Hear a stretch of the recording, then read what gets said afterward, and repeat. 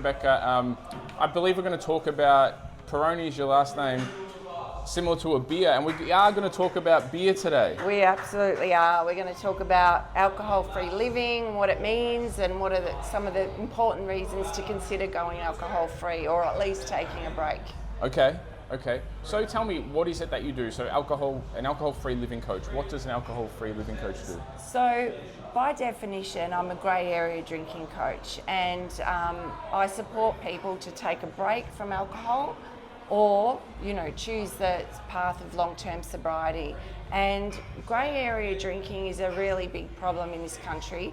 So what that means by definition is, you're not somebody who can just have one or two drinks at a wedding from time to time and then leave it for a few months and then come back. And you're not at the other end where you are a full-blown addict and you need a medically assisted detox, to support your body in the recovery.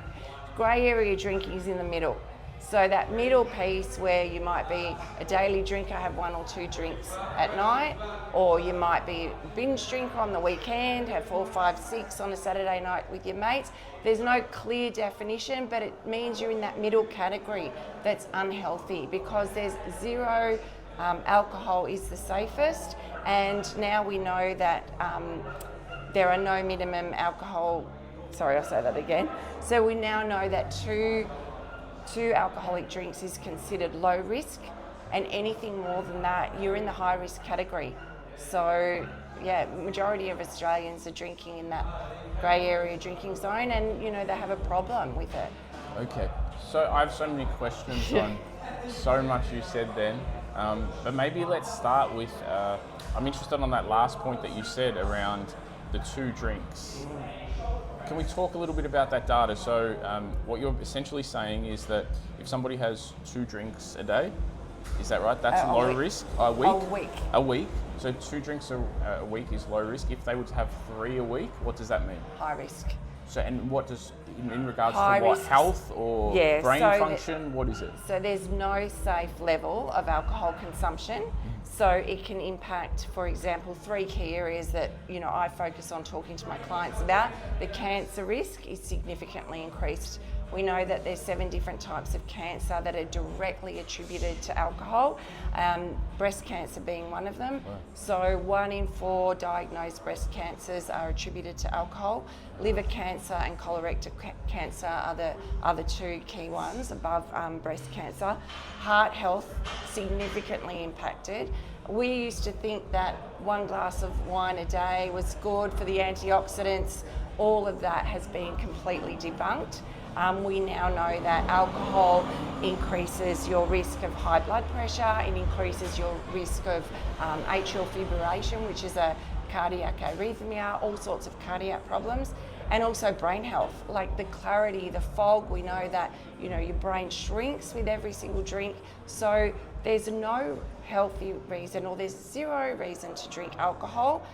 The only one that I can think of that might be logical is for social reasons, when you want to get together with your friends and family. And the reason people, sorry, I'm going on a bit. No, keep going, it's great. The reason people want to do that is they want to get that sense of calm and relaxation. And that's what alcohol does. That dopamine hit, that first 20 minutes gives you that real sense of calm and relaxation. And what I do is teach people how to regulate their own nervous system so that they don't need to have alcohol to do that. And that's the real thing here, is how do I relax, unwind without a drink? Slightly. No, we just kept it going. All right, well, it's kind of like we're going back to how we used to live as a society. Yeah. So we've gone very far away from that. And what you teach and help people with is actually, let's go back to that, which is very much in line as well with a lot of our philosophy at DARE. Absolutely. And we see similar things when people, like we like to say there's a magic in movement, in terms of once they get their body moving, they start to feel better. And you said something interesting before about the reason for that people do drink, right? So it's for that dopamine hit. But from your research, have you found that, because from what I see is like you get the same in training. Yeah. Right? So you get that dopamine hit as well. Is there anything else that people can do for that? Absolutely. So you mentioned the word before, connection or getting back to community. That's a massive piece. That's what we've lost. So, and the irony is that we think when we're having a drink with someone, we're connecting with them, but we're actually disconnecting because we're not in the moment. And so part of the real transitions is about, one of the acronym terms is about getting back to connecting with people and learning how to socialise properly. We're so disconnected when we're drinking. We go off and start talking about 100 different things that are completely irrelevant rather than being with that person in the moment. I totally agree. It's such an interesting topic, and I don't know where to go with the social one. Whether I share a personal story with you about that is, for years and years, you hit, like, for me personally in my journey and going away from alcohol and getting more and more into fitness, I've always loved to train. I've always loved the stimulus that's given me, but everyone's on their own journey, and what I find really fascinating is when you first step away from that, you kind of get chastised, right? And people will say, oh, how can you not drink, and why aren't you drinking? And it's kind of like a bit of an ego thing.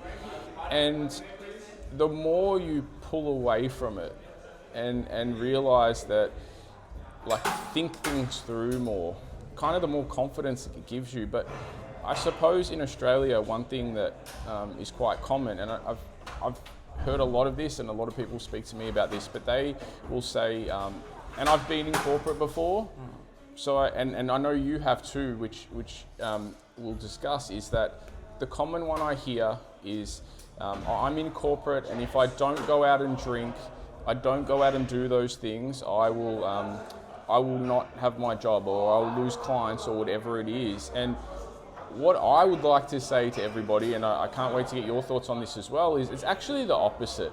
So what I realized in my journey is when I took that step and said, you know what, I want to be optimal. That's what, for me, this is all about. So I want to be the best I can be. I want my brain health to be strong, and I want to be great at business and great at life. And what I started to realize is not drinking actually gave me an advantage over everybody else. 100%. And when I dialed into that, why I say the opposite happened was, with the corporate world, is when I started not to drink and people started to realize that. And initially there's you have to do that, you have to go out. But then a funny thing happens, is you start to become very interesting to a lot of people. Yeah, absolutely. And CEOs and so forth who are training, who are high performance, start to invite you into things and talk to you about training and what are you doing and how do you go about performance. So you actually, people, I feel as though feel like they'll lose their friends or they'll lose a group or whatever it is. I actually think it was the opposite. I actually found my people. Absolutely. There's so many things I want to unpack there. So number one, what happens is you take accountability and for your own personal leadership. So that personal leadership is a big part of what we talk about, because then you elevate to become in that 1% category. So the misconception about, and that's exactly when I started my career as a nurse, my alcohol was fine. When I went into the corporate world, it escalated significantly for all the reasons you just outlined. And then when I chose to stop drinking and really become my own personal leader, everything started to elevate. And sure, there were people who were uncomfortable, who questioned it, but that was their own insecurity, or that was the stuff that was going on for them. So you can't take that personally. And then when you elevate, people want to know you, and you find your own tribe and the right tribe, and then you start having these amazing conversations. And suddenly your business starts to increase. Suddenly your personal performance in fitness increases. All these elements in your wheel of life really elevate because you've made one simple decision, and through that decision you then decide and you learn and you grow and you become who you're meant to be, and the mask lifts off. So yeah, very, very interesting. How did you get into this? Well, I've got a personal story. So I mean, I started my career as a nurse, and prior to that I grew up in a family of, my mum was an alcoholic, or is an alcoholic, and there's generations through that. So I grew up in that environment. So when I left school and did my nursing, I really hated alcohol. So I would only have 1 or 2 drinks here and there, and just to fit in, I guess, really. And then when I went into the corporate world and we started having drinks back in those days, 20 years ago, there was a drinks trolley that would come around at 3 p.m. on a Friday, and every Friday night we'd go out, and it wasn't unusual after work drinks. It was just consistent. And I started, and then my career took off, and I travelled all around Asia and worked across Asia Pac.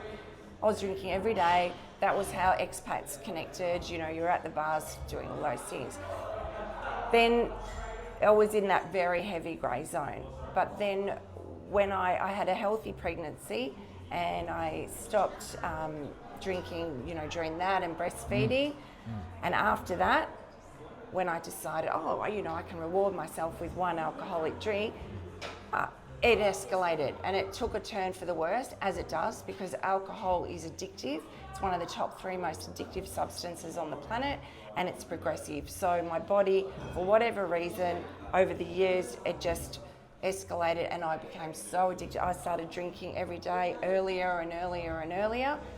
And then something went off in my brain and I just went, I'm a mum.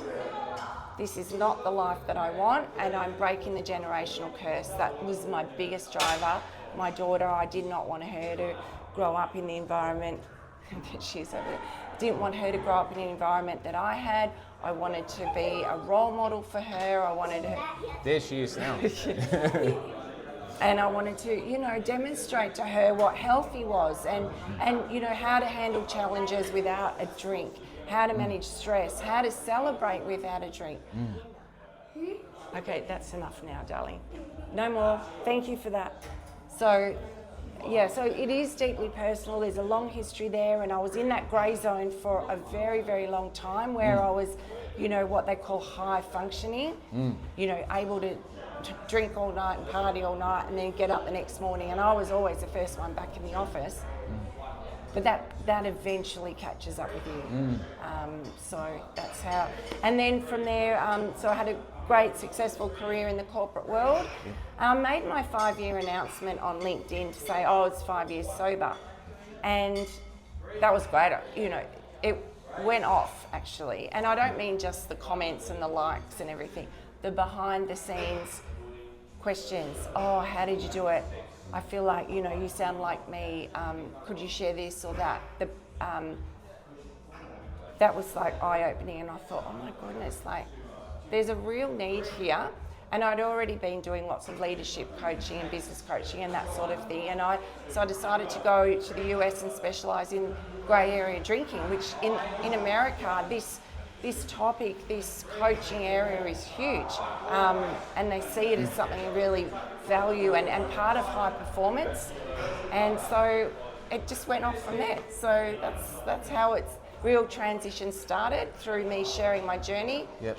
And then elevating my, you know, pause there, elevating my knowledge base and making sure that I was certified, even though there's no certifications in Australia. I wanted to be, you know, make sure I had the best training and knew everything that I could about it to support people. Awesome. Thank you for sharing that. And who are the types of people that are your clients? Yeah. Majority of my clients are professionals. They're in great jobs and across multiple sectors. At the moment, there's a lot of healthcare people, and there's corporates as well. Professionals who are in that zone where they're drinking every single day. They know that they want to elevate, and it's the one thing that's holding them back. Yeah. Parents, there's a lot of parents as well in the community. And are you seeing, since you've been doing this, an uptick in awareness around this, discussion around this? What's happening in the market? Are more people drinking? Some people will say more people are drinking, some people will say less people are drinking. What are you seeing? So I think it's two things. So last year we saw a 32% increase in non-alcoholic beverages in the market. Okay. So that tells us that people are seeking alternatives for their health or whatever reason. So there's that, but it's also a generational shift. So we are seeing, unfortunately, my generation of women, late 40s, early 50s, they're still drinking. And in fact, after COVID, it's escalated. But the younger ones are more aware. They're more focused on their health and they want to feel good. That's a primary motivator for them, feeling good. So they're not opting to drink alcohol anymore. They're choosing to do other things. Okay, fantastic. And is there anything that you want to say to anybody around this topic? Yeah, that's a really good question, and I think I could say so much, and awareness is number one. So I think people ask me, how do I know I've got a problem? Well, by you asking that question, there's something inside you that already knows there's a problem, right? That means you're in that grey zone. Doesn't mean you're an alcoholic. I'm not defining you as that, but you know, there's more for you to have. There's more to life than what's currently, what you're currently doing and achieving. So then you've just got to decide. And mindset is a massive thing. You've got to decide with intention. You've got to decide with certainty and commit. It's like exercising, right? If you don't commit to the program and do what you need to do and eat well, and the whole eating, that includes the alcohol. Definitely. So there is absolutely no point in having a fantastic, nutritionally well-balanced diet and still having 1 or 2 drinks a night. No, there's not. And the one I like to talk about from that perspective, from a health side, is that when you have alcohol, so let's say somebody does a strength training workout today here, and they train, and let's say tonight, because I've heard this a lot in the past, I train, but I train to be able to do those other things, right? So they train, and in their brain it's like, I'm training, so I'm allowed to drink alcohol, I'm allowed to do those things because I'm substitute with that.